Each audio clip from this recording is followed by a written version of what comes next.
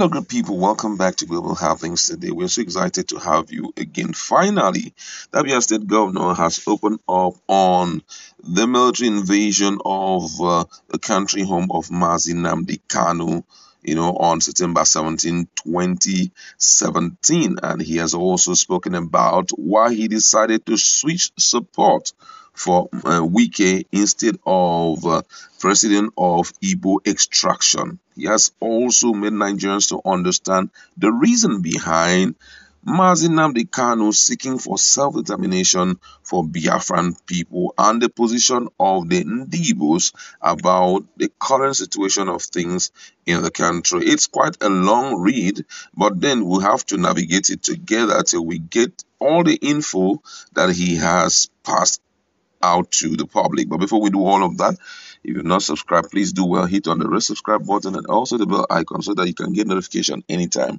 we publish our videos. Now, according to the news, Governor Ikpeazu of Abia State has opened up on the September 2017 military invasion of Afaraukwu Ibeku, country home of the leader of the indigenous people of Biafra, Nnamdi kanu, denying any pre-information of the infamous raid.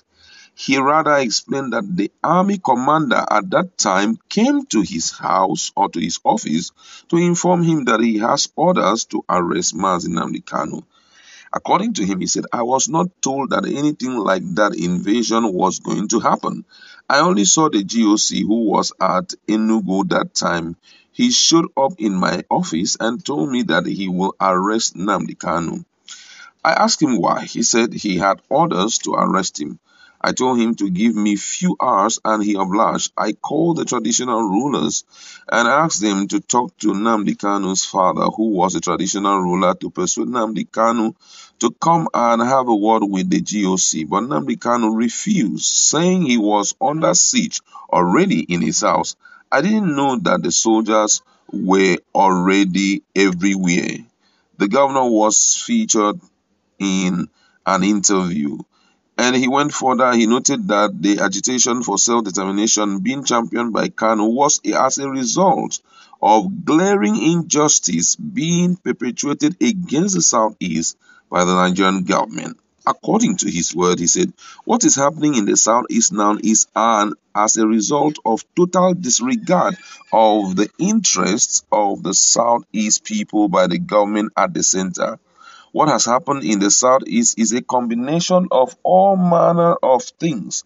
One is the total disregard of the interest of the Southeast by the center and flagrant and provocative comments from both government and various elements and characters.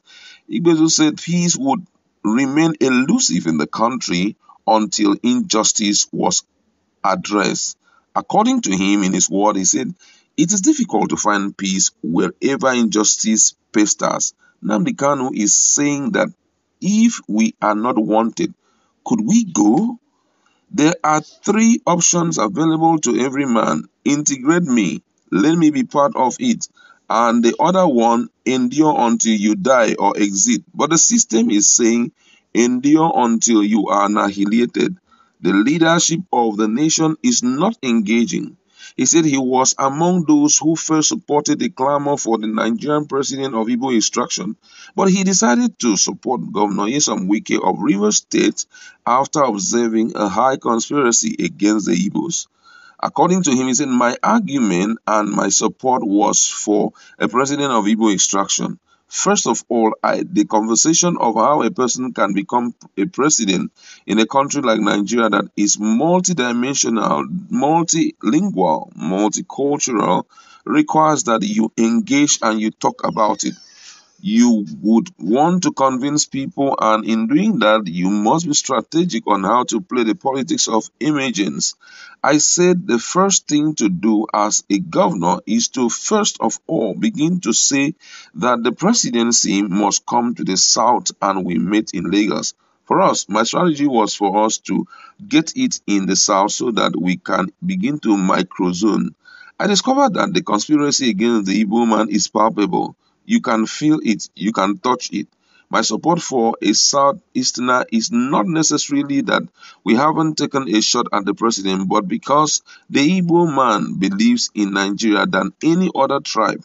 The Igbo man is not even prepared to abandon Sambisa for any terrorist or any bandit. We can trade in Sambisa. For that, we have demonstrated our Nigerianness. If there is a people who believe in one Nigeria, it is an Igbo man. For instance, presidency is important because, or is important, but of greater importance to an Igbo man is whatever that can facilitate trade and commerce. Ikpeazu explained that they opted for Governor Nyesom Wike of Rivers State because he was a man that has the courage and has the capacity to call a spade a spade. The governor, however, said that Southeast, despite the way the People Democratic Party (PDP) treated Southeast, the zone would stick to PDP than dump the party. The people of the Southeast can only treat people bad if they have a better option. Fire is not better than fry pan. There is no point comparing an elephant with an ant. PDP understand and manage our mechanism better. Governor Ikpeazu disagree with the opinion by many that the Senate is a retirement place for ex-governors, arguing that the Red Chamber is rather a place for higher responsibility.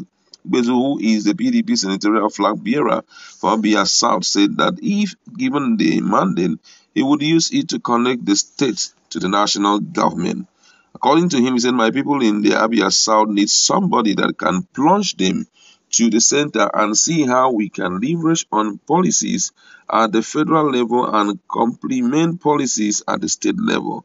Governor Ikpeazu said his decision to go to the Senate was not born out of selfishness, but desire to save his people better. Quite interesting. It's good at a point for you to talk about some key issues, like especially the one that has to do with Nnamdi kanu, because already there were some personal opinions people held about that invasion of September 2017. That thing actually led to the loss of so many lives. Young men died trying to protect the territory. But for me, I feel that was gross betrayal on the part of the GOC. If you have told him that we are going to wait, call the traditional ruler, and already the entirety of Nnamdi Kanu's house has been besieged, that was a betrayal on his part. And this man here, unfortunately, though you may have control over your state, but immediately the military venture with the word, we are coming from above. There's nothing you can do, the only thing to do is to give in to their request. And unfortunately, that was what actually happened. But one of the things I am so happy is him coming out boldly to make his stand known that this is what actually happened.